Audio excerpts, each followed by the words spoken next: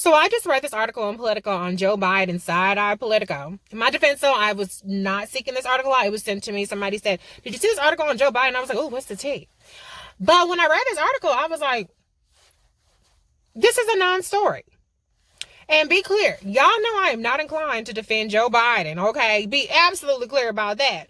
But I saw in this article the same pattern of intellectual dishonesty that plagued Kamala Harris's campaign with hit piece after hit piece and obituary after obituary. And in particular, the hit pieces where they take the smallest connection and they try to make a mountain out of a molehill out of it and try to make it seem like there's something much more direct and sinister happening than what is actually borne out by the facts. So maybe since y'all didn't care that it happened to the black lady, if I point out this is a pattern now it's happening to Joe Biden, maybe you'll care.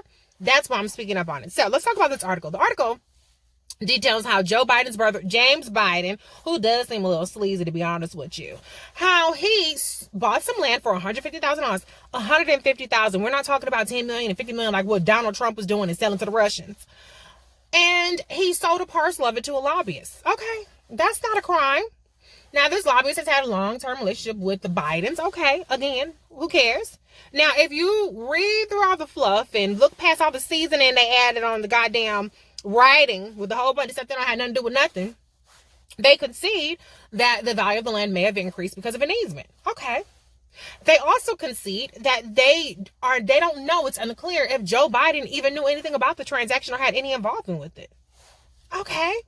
So why you got an article? Why do you have Joe Biden's face plastered across the top like he has a connection when there's no connection remotely proven in terms of this transaction that you're trying to make it seem scandalous, which may not be scandalous based on your own admission?